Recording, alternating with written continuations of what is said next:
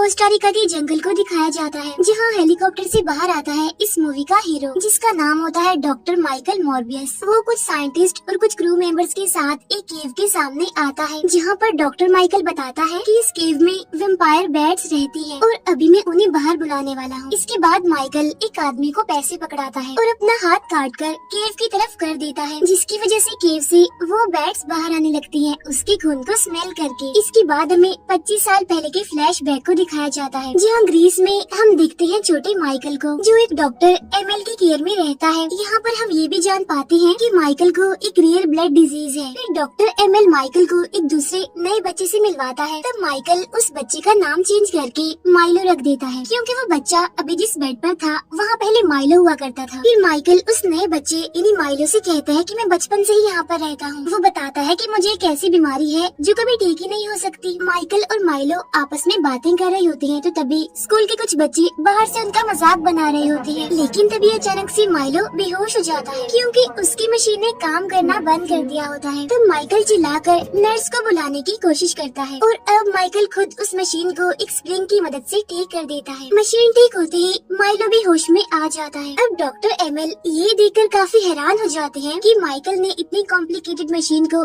सिर्फ एक स्प्रिंग की मदद से ठीक कर दिया। यहाँ पर माइकल के टैलेंट को देखकर डॉक्टर एमएल उससे कहते हैं कि न्यूयॉर्क में तुम जैसे जिंगस बच्चों के लिए एक स्कूल है और अगर मैं तुम्हारे लिए वहाँ पर बात करूँगा तो तुम्हारी फीस भी माफ हो जाएगी, साथ साथ तुम्हारी जो बीमारी है उसका ट्रीटमेंट भी वहाँ पर हो जाएगा। तो माइकल वहाँ जाने के लिए एग्री हो जाता है। इसीलिए माइकल माइलो को लेटर लिखता है और उसमें कहता है कि मैं अपनी बीमारी का इलाज ढूंढने जा रहा हूँ और अब हम दोनों समर वेकेशंस में ही मिलेंगे। लेकिन तभी वो लेटर उड़कर बाहर गिर जाता है। फिर जब माइलो उस लेटर को उठाने के लिए जाता है तो स्कूल के वो शरारती बच्चे माइलो को मारने लगते हैं। तो वहाँ पर डॉक्टर एमएल आकर माइलो को बचाते हैं, क्योंकि डॉक्टर ने माइकल से प्रॉमिस किया होता है कि उसके जाने के बाद वो माइलो का ख्याल रखेंगे। इनका सीन दिखाया जाता है जहाँ पर डॉक्टर एमएल ये बता रहे होते हैं कि माइकल ने 19 साल की इतनी छोटी उम्र में अपनी डॉक्टरी पूरी कर ली, जिसकी मदद से माइकल ने एक आर्टिफिशियल ब्लड बनाया है और उस आर्टिफिशियल ब्लड ने बहुत सारे लोगों की जानें बचाई है। जहाँ स्वीडन के किंग उसे रिस्पेक्ट के तौर पर एक अवार्ड देना चाहते हैं, लेकिन माइकल अवार्ड लेने से इनकार कर देता है। अब न्यूयॉर्क वापस आने के बाद माइकल अपना एक्सपेरिमेंट कंटिन्यू रखता है, जहाँ वो अपने पेशेंट जो कि एक छोटी लड़की थी उससे बातें कर रहा होता है, क्योंकि वो दोनों एक दूसरे के काफी अच्छे दोस्त होते हैं। यहाँ पर हमें ये भी पता चलता है कि माइकल अपनी बेस्ट फ्रेंड मार्टिन के साथ काम करता है, जहाँ पर मार्टिन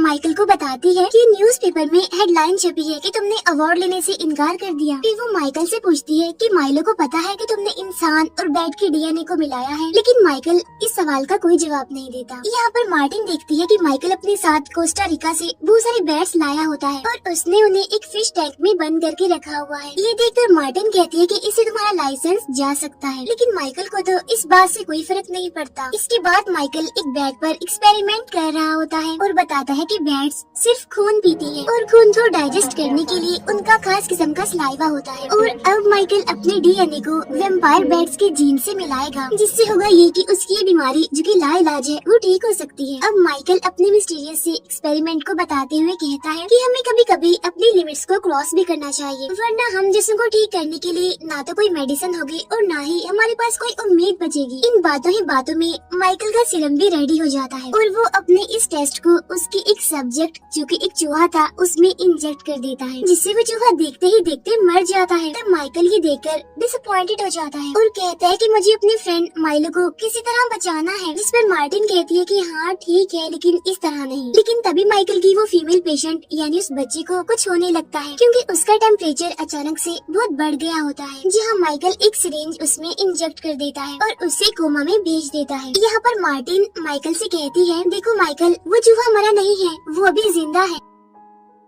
इसके बाद माइकल माइलो से मिलने जाता है, जहाँ माइकल माइलो से कहता है कि मेरे पास एक गुड न्यूज है। यहाँ पर माइलो माइकल से पूछता है कि तुम इतने दिन कहाँ गायब थे, क्या इसमें मार्टिन का हाथ है, क्या तुम उसके साथ रह रहे थे। यहाँ पर माइकल माइलो से कहता है कि मजाक को साइड पर रखो, मैं तुम्हें कुछ बताने वाला हूँ, और वो ये कि मैं हमारी बीमारी के क्योर को ढूंढने के बहुत करीब हूँ। हो सकता है कि लोग इस पर सवाल उठाएं, लेकिन ये भी सच है कि हमारे पास ज्यादा टाइम नहीं है और हमारे पास ठीक होने का ट्रीटमेंट का बस यही इलाज है। तब माइलो इस चांस को लेने देने के लिए मान जाता है। अब माइकल और मार्टिन समंदर के बिल्कुल बीचों बीच एक शिप में अपने एक्सपेरिमेंट को मूव करते हैं, जहाँ पर उनका एक्सपेरिमेंट कामयाब भी होता है। जहाँ माइकल उस सीरम को एक छोटी सी बोतल में भरकर उसे मार्टिन को देता है और कहता है कि ये तुम मुझ पर ट्राई करो, इसे फौरन मुझ में इंजेक्ट कर दो। तब मार्टिन ऐसा ही करती है, वो उस सीरम को माइकल को इंजेक्ट कर देती है और उसे लिटाकर उसके हाथ और पाँव को बांध देती है। लेकिन तभी माइकल कांपने लगता है। तभी हम देखते हैं कि शिप में कुछ और क्रू मेंबर्स भी आए हुए थे, जहाँ उनमें से एक आदमी लैब में आ जाता है। लेकिन तभी वो दोनों देखते हैं कि माइकल अपनी जगह पर नहीं है, बल्कि वो तो ऊपर छत से चिपका हुआ है, बिल्कुल किसी बैट की तरह, चमगादड़ की तरह। जहाँ देखते ही देखते माइकल उस आदमी पर अटैक कर देता है, जहाँ मार्टिन उन दोनों को एक जगह पर बंद कर देती है, क्योंकि माइकल अब पूरी तरह से वैम्पायर बन चुका है। यानी अब उसके खतरनाक बड़े बड़े दांत थे, बड़े बड़े नेल्स थे। अब अलार्म बजने की वजह से माइकल खुद को ग्लास में पीटने लगता है, जहाँ क्रू के बाकी मेंबर्स भी अंदर आ जाते हैं और वो मार्टिन को साइड पर धक्का दे देते हैं ताकि वो माइकल को शूट करके मार सके। लेकिन तभी माइकल ग्लास तोड़कर बाहर आ जाता है और जब वो दिखता है कि मार्टिन बेहोश पड़ी है तो उसे बहुत गुस्सा आता है। इसीलिए वो क्रू के सभी मेंबर्स को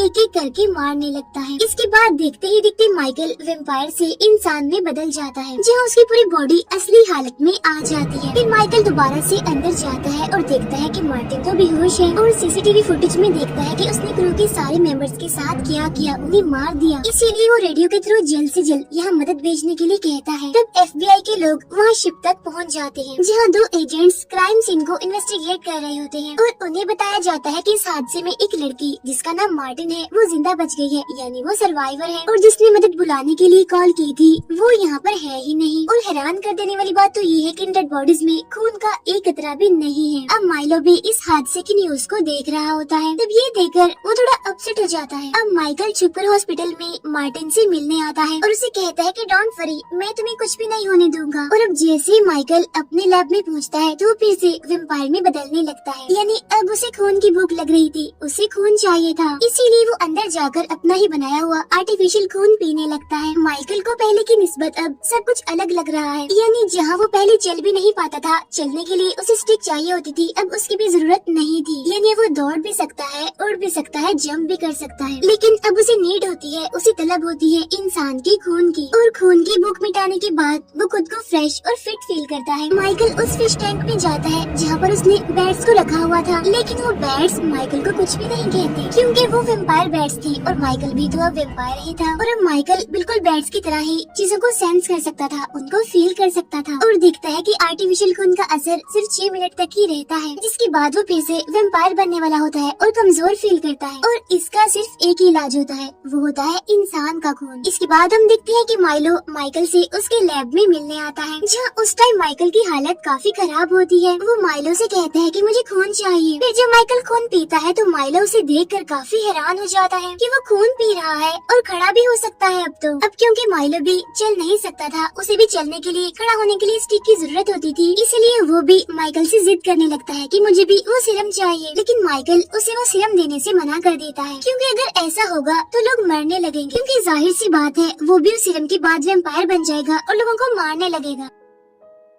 माइकल कहता है कि ये सिर्फ मेरे लिए है, बस मुझे ही सूट करता है। तब इस बात पर उन दोनों की बहस हो जाती है। फिर माइकल माइलो से कहता है कि प्लीज जिद मत करो, ये कर्स है। फिर वो माइलो को अपना वैम्पायर वाला फेस दिखाकर उसे वहाँ से जाने के लिए कहता है। उधर हॉस्पिटल में मार्टिन से मिलने FBI के 2 एजेंट्स आते हैं, जो कि क्राइम सीन को इन्वेस्टिगेट कर रहे थे, और वो मार्टिन को क्राइम सीन पर मिली उन डेड बॉडीज के बारे में बताते हैं और पूछता है कि आप वहाँ पर क्या एक्सपेरिमेंट्स कर रहे थे। जिस पर मार्टिन कहती है कि अभी मुझे ठीक से कुछ भी याद नहीं है कि वहाँ पर आखिर हुआ क्या था। असल में वो यहाँ पर सच को छुपाने की कोशिश कर रही थी। उसी हॉस्पिटल में हम एक नर्स को देखते हैं जिसे ऐसा फील होता है कि कोई उसका पीछा कर रहा है। इसी वजह से वो काफी डर जाती है और वहाँ से भागने लगती है। लेकिन तभी अचानक से उस नर्स पर कोई अटैक कर देता है। उधर माइकल अपने पेशेंट यानी उस बच्ची के पास बैठा होता है, लेकिन तभी अचानक से वो कुछ सेंस करने लगता है, जहाँ बाहर आकर वो देखता है कि एक नर्स मारी गई है। अब माइकल आर्टिफिशियल ब्लड को अपने बैग में रखकर वहाँ से जाने लगता है, लेकिन तभी उसे वही दोनों FBI एजेंट्स मिल जाते हैं, जहाँ एक एजेंट माइकल को थैंक्स कहता है क्योंकि माइकल के आर्टिफिशियल ब्लड ने इस FBI एजेंट के हाथ को कटने से बचाया एक वॉर में। वो दोनों माइकल से कहते हैं लेकिन आप तो कुछ ज्यादा ही फिट लग रहे हैं। और यहाँ पर उन दोनों को माइकल पर ही शक होता है कि इसने ही शिप वाले उन सारे क्रू मेंबर्स को मारा होगा। लेकिन तभी उनमें से एक एजेंट को ये न्यूज मिलती है कि एक नर्स की डेड बॉडी मिली है और उसकी मौत भी सेम वैसे हुई है, यानी उसकी बॉडी में भी खून का एक कतरा नहीं है। तब ये सुनकर उनका शक यकीन में बदल जाता है और वो जैसे ही माइकल को अरेस्ट करने वाले होते हैं तब माइकल उन पर अटैक करके उनसे फाइट करके वहाँ से भाग जाता है। लेकिन वो ज्यादा दूर नहीं जा पाता क्योंकि माइकल को वेव्स रोक लेती हैं, जहाँ वही एजेंट उसे अरेस्ट कर लेता है। फिर माइकल को एक जेल में रखा जाता है, जहाँ दोनों FBI एजेंट्स माइकल के पास आते हैं। उनमें से एक एजेंट तो अपने साथ होली वाटर भी लेकर आता है। उनमें से दूसरा एजेंट माइकल को कहता है कि तुमने शिप में क्रू के उन मेंबर्स को मारा, चलो ठीक है उनसे कोई गलती हो गई होगी, लेकिन उस नर्स को क्यों मारा, वो तो बेकसूर थी। लेकिन इसका जवाब तो माइकल के पास भी नहीं होता क्योंकि उसको माइकल ने नहीं मारा होता। यहीं पर हम देखते हैं कि माइकल खुद को कमजोर फील करता है और वो उनसे अपना बैग मांगता है जिसमें आर्टिफिशियल ब्लड है। वो कहता है कि जल्दी दो, मुझे भूख लग रही है और भूख की हालत में मैं कैसा दिखता हूँ ये तुम देख नहीं पाओगे। लेकिन वो एजेंट उसे ब्लड देने से मना कर देता है। तभी यहाँ पर माइकल से मिलने माइलो आता है। वो कहता है कि मैं तुम्हें यहाँ से बाहर निकालूंगा, लेकिन जाते टाइम हम देखते हैं कि माइलो भी अब चल पा रहा है। तब माइकल को इस बात का पता चल जाता है कि उस नर्स को किसी और ने नहीं बल्कि माइलो ने मारा था। अब गुस्से में आकर माइकल जेल को तोड़कर वेम्पायर बनकर वहाँ से भाग जाता है। फिर वो अपनी बैड पावर से सेंस करता है और माइलो की बातों को सुनता है, यानी जहाँ पर माइलो एक और आदमी को मार देता है। इतनी ही देर में वहाँ पर माइकल भी माइलो के पास आ जाता है और उसे समझाता है कि मैंने तुम्हें कहा था कि ये सिर्फ जानलेवा है, सही नहीं है ये। तो माइलो कहता है तुमने तो कहा था ये कर्ज है, लेकिन ये कोई कर्ज नहीं है। और यहाँ पर माइलो माइकल के सामने ये एक्सेप्ट कर ही लेता है कि मैंने ही मारा था उस नर्स को और अब हमें कोई भी नहीं रोक सकता। तो माइकल उसे कहता है कि माइलो ऐसा नहीं था, मेरा दोस्त माइलो ऐसा कभी भी ना करता, तुम्हें क्या हो गया है, तुम क्या बनते जा रहे हो। और इसके बाद वो दोनों ही वेम्पायर्स बनकर आपस में लड़ने लगते हैं, जहाँ पुलिस आकर उन दोनों को अरेस्ट कर लेती है। लेकिन माइलो पुलिस ऑफिसर्स पर ही अटैक कर देता है। लेकिन माइकल ऐसा नहीं था, यानी वो बुरा नहीं था, इसीलिए वो माइकल से लड़ता है क्योंकि माइलो जो कह रहा है वो गलत है। लेकिन तभी वहाँ पर एक ट्रेन आने लगती है और माइकल फिर से उन वेव्स को फील करता है और अब वो उन्हीं वेव्स में उड़ने लगता है और ऐसा करते ही वो वहाँ से भाग जाता है। अब यहाँ पर भी उन एजेंट्स को लगता है कि इन सारे पुलिस ऑफिसर्स को भी माइकल ने ही मारा है। उधर हम देखते हैं माइलो को जो कि छुपकर मार्टिन को देख रहा होता है। Next day Martin FBI agent से बचकर भाग रही होती है, जहाँ बस में उसे माइकल मिलता है। वो मार्टिन को बताता है कि नर्स को और पुलिस ऑफिसर्स को मैंने नहीं मारा बल्कि उन्हें माइलो ने मारा है और अब मुझे माइलो को रोकना है, इसके लिए मुझे तुम्हारी हेल्प की जरूरत है। अब मार्टिन चेक करती है कि माइकल धूप में जलता है या फिर नहीं, जिस पर माइकल कहता है कि नहीं, मैं वैसा वेम्पायर नहीं हूँ। और अब आर्टिफिशियल ब्लड का असर भी कम होता जा रहा है, जहाँ 6 मिनट से कम होकर ये 4 मिनट तक हो गया है। उसके बाद मैं वेम्पायर बनने लगता हूँ और कमजोर फील करता हूँ। और तभी माइकल 2 लड़कों की बातें सुनता है जो रेस्टोरेंट के काउंटर पर नकली नोट देते हैं। उनका पीछे करते करते वो उनकी लोकेशन तक पहुँच जाता है। वो उन लड़कों से कहता है कि इस जगह को मैं अपना लैब बनाना चाहता हूँ, इसीलिए तुम सब यहाँ से निकल जाओ। लेकिन एक लड़का माइकल पर चाकू से अटैक करने वाला होता है, तो माइकल उन्हें अपना वेम्पायर फेस दिखाता है और बस उनके लिए यही काफी था। वो सारे लड़के डरते हुए वहाँ से भाग जाते हैं और अब माइकल वहाँ अपना लैब सेटअप करता है। उधर माइलो अपनी फिटनेस और अपनी बॉडी में चेंजिंग्स को काफी एंजॉय कर रहा है, जहाँ वो रेडी होकर एक नाइट क्लब में जाता है। वहाँ जाकर वो एक लड़की से मिलता है, जहाँ वो दोनों बातें कर रहे होते हैं। लेकिन उस लड़की के साथ उसके और भी फ्रेंड्स थे और वो माइलो को वहाँ से जाने के लिए कहते हैं। वो माइलो को धक्का भी देते हैं और अब माइलो वेम्पायर में बदलने ही वाला होता है कि तभी वो वहाँ से चला जाता है। लेकिन अब उन लड़कों की खैर नहीं थी, क्योंकि माइलो वेम्पायर बनकर उनके बाहर आने का वेट करता है और जैसे ही वो बाहर आते हैं वो उन पर अटैक कर देता है। फिर माइलो मार्टिन के पास उसके लैब में चला जाता है और वो मार्टिन से पूछता है कि माइकल कहाँ है, जिस पर मार्टिन कहती है कि मुझे भी नहीं पता वो कहाँ है। यहाँ पर माइलो मार्टिन की तेज हार्ट बीट को सुन पा रहा था। इसके बाद वो वहाँ से चला जाता है, जहाँ मार्टिन भी लैब पर कुछ सामान लेकर वहाँ से चली जाती है। उधर दोनों एजेंट्स मार्टिन के घर आते हैं, जहाँ जाकर वो देखते हैं कि वहाँ पर कैट फूड पड़ी है, लेकिन मार्टिन और उसकी कैट दोनों ही वहाँ पर नहीं है, क्योंकि वो दोनों होते हैं माइकल के पास। अब अपनी बिल्ली को खाना खिलाते हुए मार्टिन की उंगली पर एक कट लग जाता है, जहाँ से खून निकलने लगता है और खून की स्मेल से माइकल वेम्पायर बन जाता है। लेकिन वो मार्टिन को काटता नहीं बल्कि उसे कहता है कि प्लीज इस पर बैंडेज कर लो। अब बैंडेज लगाने के बाद वो दोनों टेरेस पर चले जाते हैं, जहाँ उन दोनों को दूर खड़ा हुआ माइलो देख रहा था। अब दोनों FBI एजेंट्स उस क्राइम सीन पर पहुँचते हैं, जहाँ पर माइलो ने उन क्लब वाले लड़कों को मारा था। लेकिन उन्हें ये पता नहीं होता कि इसके पीछे माइलो का हाथ है, बल्कि उन्हें लगता है कि ये माइकल ने ही किया है। तब CCTV फुटेज में देखकर ये पता चलता है कि ये माइकल नहीं है, बल्कि ये तो कोई दूसरा ही आदमी है। अब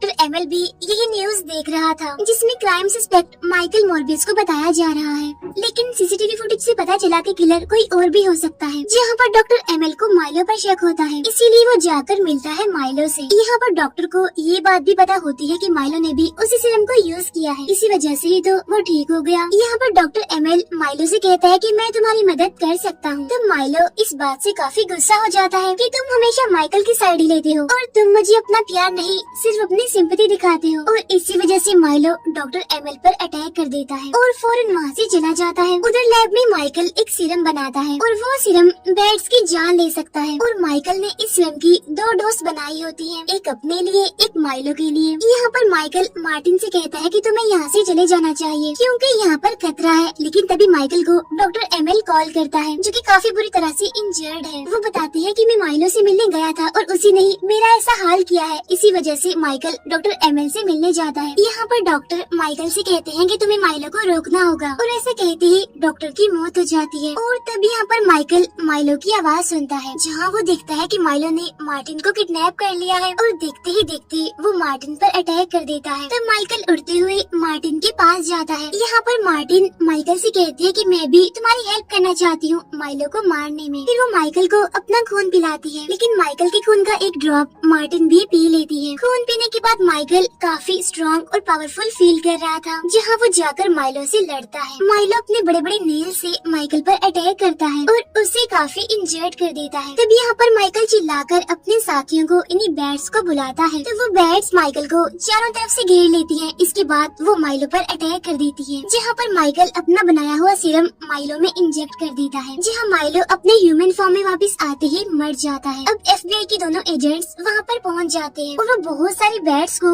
वहाँ पर उड़ता हुआ देखते हैं। उधर मार्टिन को भी होश आ जाती है क्योंकि उसने माइकल का वेम्पायर वाला खून पी लिया था। वहीं हम उन्हीं बैट्स के बीच माइकल को भी उड़ता हुआ देखते हैं, बिल्कुल वेम्पायर बैट की तरह। इसके बाद हम देखते हैं कि एक मल्टीवर्स का रिफ्ट खुलता है और स्पाइडरमैन की दुनिया से इस दुनिया की जेल में आता है एड्रियन, जिसे पुलिस अपने साथ ले जाती है। नेक्स्ट सीन में हम माइकल मॉर्बियस को देखते हैं जो कि अपनी गाड़ी से कहीं पर जा रहा होता है, जहाँ वो एक जगह पर रुकता है और उसे वहाँ पर मिलता है एड्रियन। वो उस टाइम अपने सूट में होता है और कहता है कि मैं नहीं जानता कि मैं यहाँ पर कैसे आया हूँ। मुझे लगता है कि शायद इसमें स्पाइडरमैन का हाथ है, इसीलिए मॉर्बियस अब मैं तुमसे मदद चाहता हूँ ताकि तुम स्पाइडरमैन से फाइट करो। जिस पर माइकल कहता है कि प्लान अच्छा है, चलो देखते हैं। माइकल की इस बात के साथ ही ये मूवी यहीं पर एंड हो जाती है।